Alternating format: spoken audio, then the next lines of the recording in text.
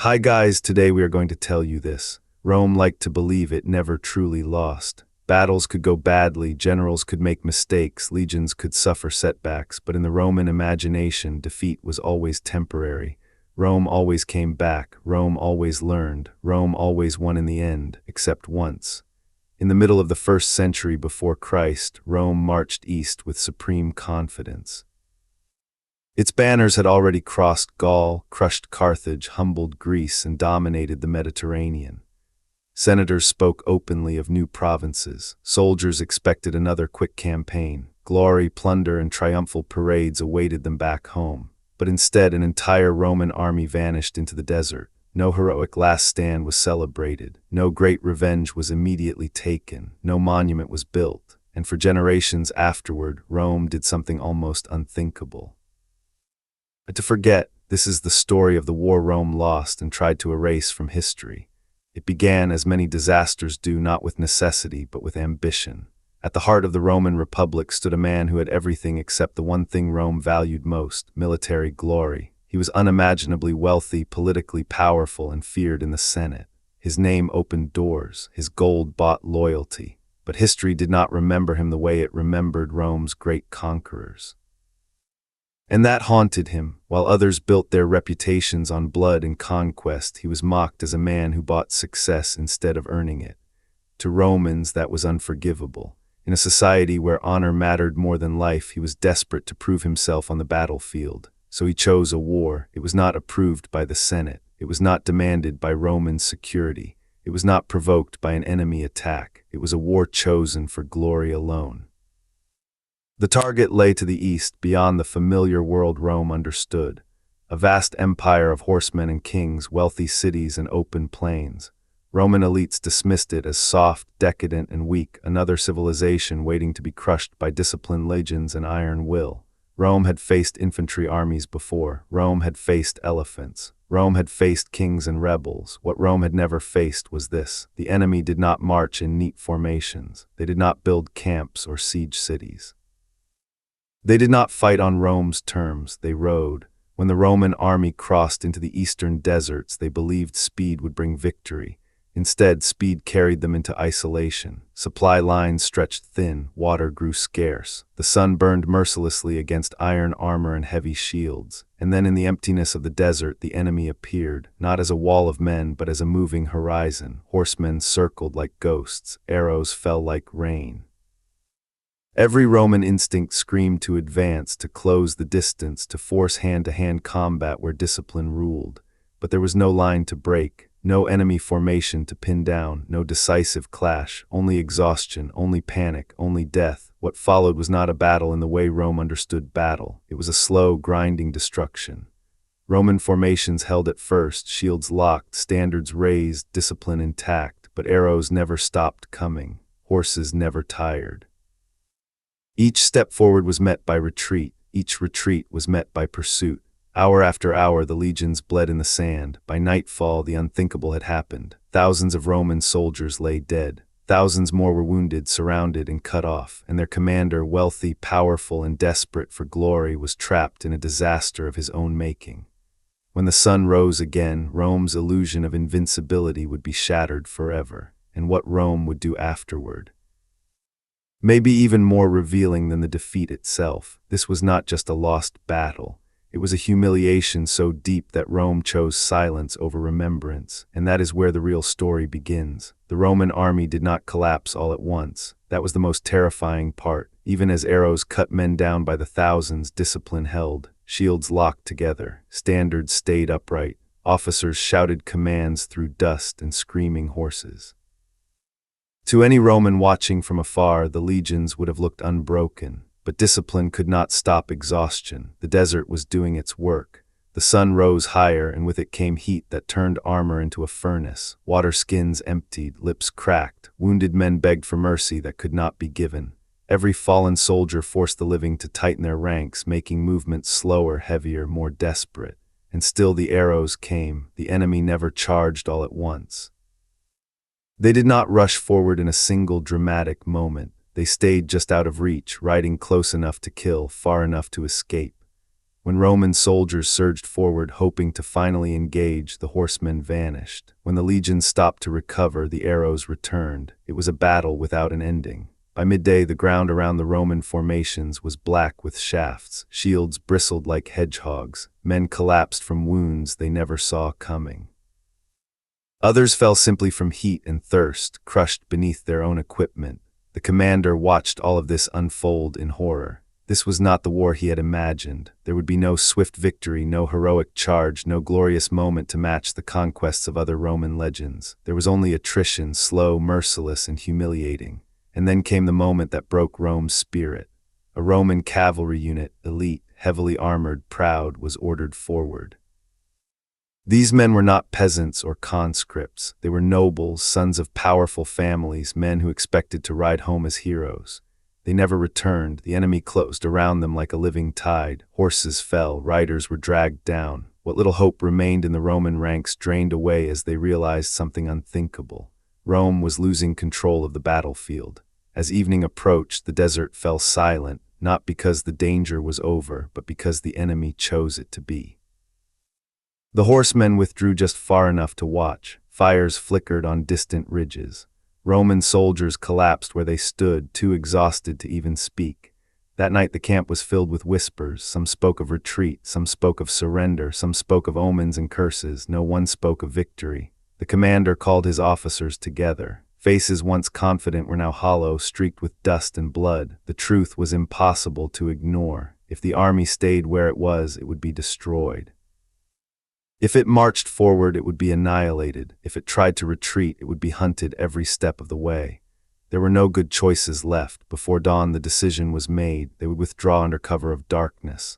The march began quietly, too quietly. Wounded men were lifted, abandoned, or silenced. Standards were lowered, orders were whispered. Thousands of exhausted soldiers moved like shadows through the sand, hoping, praying that the enemy would not notice. But the enemy always noticed. By morning, the horsemen were back. They attacked from every direction, harassing the column, breaking it apart piece by piece. Units lost contact, men panicked, order dissolved into chaos. What had once been a disciplined withdrawal became a desperate flight. At one point, a Roman force took refuge near a small town, hoping walls would provide safety. It did not matter. Surrounded and cut off, they were forced into negotiations they never believed they would have to consider. Rome asking for terms. The commander agreed to meet the enemy leaders in person. It was presented as diplomacy, as a chance to save what remained of the army. But everyone knew the truth. This was desperation. The meeting ended in disaster. Accounts differ on exactly what happened next, but the result was the same. Violence erupted. The commander was killed. Some say he was murdered. Others say he fell during a struggle. What mattered was the symbol. Rome's leader was dead. When word spread, resistance collapsed. Thousands surrendered on the spot. Others tried to flee and were cut down. The battlefield was littered not just with bodies, but with something even more precious to Rome than lives. The legionary standards, the eagles. To lose an eagle was the greatest shame imaginable. To lose one meant a legion's honor was destroyed. To lose several at once was unthinkable. Yet here they were captured, paraded, displayed as trophies. For the enemy, it was triumph. For Rome, it was a nightmare. The survivors were marched east, far from home, far from memory. Some would never be heard from again. Some would vanish into foreign lands, their fate debated by historians centuries later. Rome did not record their stories. Rome did not want to remember them. News of the catastrophe traveled slowly, then all at once. When it reached the city, disbelief turned into rage, then into fear. An entire army destroyed, a commander dead, sacred symbols captured. Senate did not declare days of mourning. There were no public speeches of revenge, no immediate calls for retribution. Instead, there was silence. Rome closed ranks around the disaster. Blame was quietly assigned, records were minimized. The story was softened, then buried beneath other victories, other wars, other legends. Rome could forgive defeat, but humiliation, that was harder to live with. Years passed. Leaders rose and fell. Civil wars tore the republic apart. Emperors replaced senators. And yet the wound remained. The lost standards haunted Rome's imagination. They appeared in poems, in speeches, in whispered conversations among soldiers who wondered whether Rome truly was invincible. Eventually, Rome would recover them not through battle but through negotiation, gold instead of blood, diplomacy instead of conquest. Even then, Rome framed it as victory, but deep down the truth lingered. There was a place in the desert where Roman discipline had failed, where courage had not been enough, where ambition had led to annihilation, and Rome never wanted its people to look too closely at that place, because if Rome could lose there, it could lose anywhere. The disaster did not end when the fighting stopped. For Rome, that was only the beginning. In the days and weeks after the defeat, the Republic found itself facing something it had no experience dealing with, not an enemy army, not a rebellion, not even a foreign king, but a crisis of belief. Rome had always defined itself by victory. From childhood, Roman citizens were raised on stories of triumphs, of ancestors who conquered, endured, and overcame. Defeat existed in Roman history, but it was always framed as temporary, as a lesson learned before inevitable domination returned. This defeat was different. There was no lesson that could be easily explained, no clear mistake that could be corrected, no enemy weakness that could be exploited next time.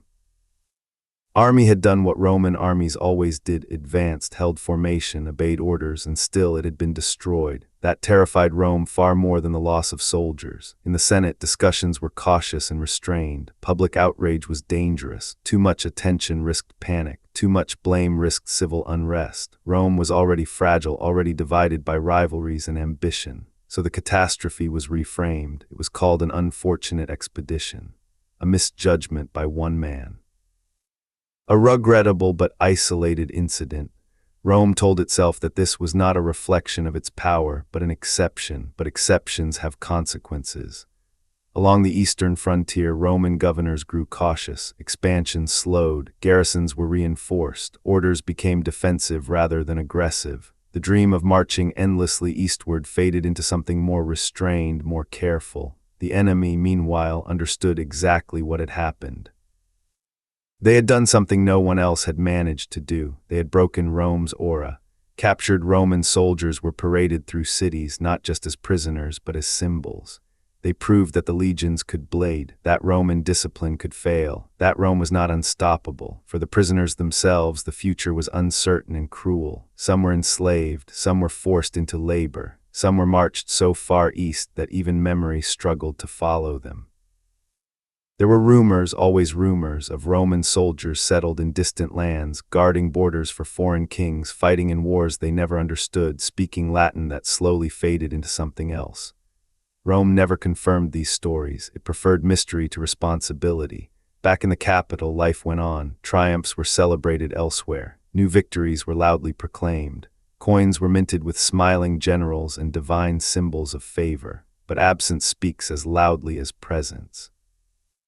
There were no monuments for the fallen army, no official day of remembrance, no public acknowledgement of the lost eagles. For soldiers, this silence was unsettling. Young recruits whispered about the defeat in camps and taverns. Veterans spoke carefully, lowering their voices when the subject arose. Officers discouraged discussion.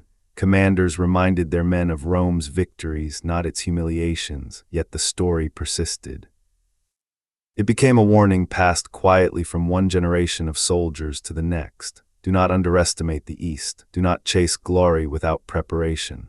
Do not assume discipline guarantees victory. Years later, when Rome plunged into civil war, the lessons of that defeat resurfaced in unexpected ways. Generals became more cautious about open terrain. Cavalry became more important. Missile troops were taken more seriously. Rome adapted, but it never admitted why. When a new ruler finally emerged, determined to stabilize the shattered world Rome had created, he understood the power of symbols better than anyone before him. He knew that as long as the lost standards remained in enemy hands, the wound would never truly heal. But he also knew that another war could reopen it, so he chose a different path: negotiation, not through weakness but through leverage. Treaties were signed, alliances were reshaped, threats were implied rather than spoken. Eventually, the standards were returned. When they arrived in Rome, the reaction was carefully orchestrated. It was not framed as recovery from defeat. It was framed as triumph. Ceremonies celebrated Roman diplomacy. Statues were erected. The return of the eagles was depicted as proof of Rome's dominance, not as evidence of a past humiliation finally laid to rest. Most citizens accepted this version gladly. They wanted to believe, but soldiers knew better. They knew those standards had once been carried by men who never came home, men whose names were not remembered, men whose fate was inconvenient to Rome's narrative of eternal strength, and that knowledge lingered long after the Republic had fallen, long after emperors replaced senators, long after Rome's borders shifted and shrank. The defeat lived on not in stone, not in triumphal arches, but in caution, memory, and silence, because Rome could conquer nations. But it could not conquer that moment in the desert, the moment when confidence turned into terror, when discipline met its limit, when an empire learned it was not invincible, and that realization, more than any enemy, changed Rome forever. Time did not soften the memory, it sharpened it. As decades passed, the defeat in the desert stopped being spoken of as a recent catastrophe and became something more dangerous, a legend. Not the kind Rome liked to celebrate, but the kind that lived in the shadows of its greatness, a story told indirectly, a lesson hidden inside warnings and silences. For the generation that came after, the loss was no longer personal, but it was no less powerful. Young men who joined the legions heard fragments of it during long marches and cold nights. Veterans would trail off mid-sentence. Centurions would pause before correcting overly confident recruits. There was always an unspoken understanding that some truths were learned the hard way. Rome began to fear not just defeat, but repetition. The eastern frontier became a line not to be crossed lightly. Fortifications were strengthened, diplomacy replaced reckless expansion. Where once Rome had rushed forward, now it calculated, negotiated, delayed. This was not weakness, it was caution born of trauma, and trauma has a long memory. The enemy empire watched all of this carefully. They had no need to provoke Rome further. They had already achieved something far greater than territorial conquest. They had forced Rome to hesitate. That hesitation changed the balance of power in ways few at the time fully understood. Instead of endless expansion, Rome turned inward. Ambition redirected itself not outward but against itself. Generals no longer dreamed only of foreign conquest but of supremacy at home. Political rivals became greater threats than distant kings. Civil war followed. Rome bled not in the desert now, but in its own streets and fields. Legion fought legion, Roman killed Roman. The Republic tore itself apart under the weight of its contradictions. And yet even in civil war, the memory of that eastern disaster remained. Commanders avoided open plains when cavalry could dominate. Supply lines were guarded obsessively. Missile troops were no longer treated as auxiliaries, but as necessities. Rome learned, but it learned quietly. Admitting fear was still impossible. When a single ruler finally emerged from the chaos, he inherited not just an empire, but its scars. He understood that Rome did not merely rule by force, it ruled by belief, the belief that it was destined to dominate, that it was favored by fate, by the gods, by history itself. That belief had been shaken, so he set out to repair it, not with new wars, but with carefully crafted memory. Public art shifted its tone. Rome's victories were emphasized. Its enemies were portrayed as humbled, submissive, grateful for Roman order.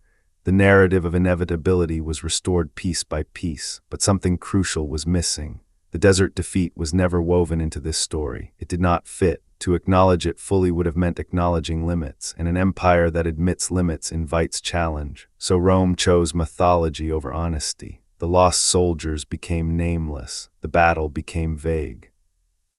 The commander became a cautionary tale rather than a central figure. Responsibility dissolved into abstraction. And yet, even as official history smoothed the edges, reality persisted. Those who ruled Rome knew that its greatest danger no longer came from foreign armies alone, but from overconfidence, from believing too strongly in its own myths. Ironically, that awareness made Rome stronger for a time. The empire stabilized, borders held, diplomacy flourished, trade expanded. Rome entered a period of relative peace, enforced not by constant conquest, but by calculated dominance. All of this traced back in some small way to the moment Rome had been forced to stop and reassess itself. But peace carries its own danger. As generations passed, the lesson faded again. The men who remembered the defeat died. The warnings lost urgency. New leaders, raised on triumphal art and sanitized history, began to believe the myth once more, that Rome could not lose. And so, slowly, the cycle returned. Later emperors pushed east again. Some succeeded, some failed, none repeated the exact disaster, but all danced around its shadow. Each campaign carried the quiet question Rome never dared to ask aloud. What if it happens again? What if discipline fails? What if preparation isn't enough? What if the world is more complex than Roman certainty allows? These questions were never carved into stone. They lived in hesitation, in strategy, in fear disguised as prudence. And far beyond Rome's borders, the story took on a life of its own. Foreign peoples spoke of the day Rome was broken. They told it proudly, sometimes exaggerating, sometimes embellishing. To them it was proof that Rome was not divine, it was human. That idea spread quietly, but ideas are more dangerous than armies. Empires survive defeats. They do not always survive the loss of belief. Rome endured for centuries after that day in the desert. It rebuilt, adapted, and expanded in different ways, but the seed planted there never fully disappeared. It reminded Rome that power has limits, that arrogance invites disaster, that silence can hide wounds but not heal them. And perhaps that is why Rome tried so hard to forget, because remembering would have meant accepting vulnerability, and for an empire built on certainty, that was the most terrifying truth of all. And yet, despite everything Rome tried to forget, history has a way of remembering. Long after the soldiers were gone, long after the standards were recovered, long after the Republic became an empire and the empire reshaped the world, that moment in the desert still speaks. Because what Rome lost, there was not just an army, it lost certainty. Before that day, Rome believed history moved in only one direction, toward expansion, toward domination, toward eternal victory. Every generation assumed the next would conquer more than the last. The gods favored Rome. Fate favored Rome. Resistance was temporary. After that day, something changed. Rome still conquered, yes. Rome still ruled, yes. But deep beneath the confidence was hesitation. A quiet awareness that victory was not guaranteed. That awareness shaped Rome more than any triumph ever could. It taught Rome patience where there had once been arrogance. It taught caution where there had once been blind confidence. It forced Rome to adapt, to rethink, to accept that discipline alone could not overcome every enemy or every environment. Ironically, this made Rome stronger for a time. Empires rarely fall because they lose one battle. They fall when they stop learning. Rome learned, but it learned through pain, humiliation, and silence. And that silence became part of its identity. History, as Rome wrote it, became selective. Victories were celebrated loudly. Defeats were buried quietly. Over time, memory itself was shaped to serve power.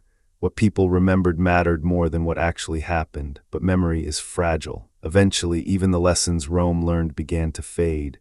New generations rose who had never known fear of the East. They saw only recovered standards, restored pride, and an empire that seemed eternal. The warnings turned into footnotes. The silence became absence, and absence breeds repetition. Centuries later, other armies would march into unfamiliar lands with the same confidence. Other leaders would underestimate enemies they did not understand. Other empires would learn too late that dominance in one world does not guarantee mastery in another. That is why this story still matters, because it is not just about Rome. It is about what happens when power believes its own myth, when ambition outruns preparation, when pride dismisses complexity, when leaders choose glory over wisdom. Rome survived that defeat, but it never escaped it. The desert did not just kill soldiers, it humbled an empire. It revealed a truth Rome could never fully erase, no matter how carefully it rewrote its history. That even the greatest power on earth can be broken, not forever, but long enough to change everything. And maybe that is why Rome tried so hard to forget, because remembering would have meant admitting that strength has limits, that history does not belong to the victorious alone. And that silence can never truly erase failure, only hide it. So when we look back at Rome today, at its ruins, its laws, its legacy, we should also remember the stories it tried to bury.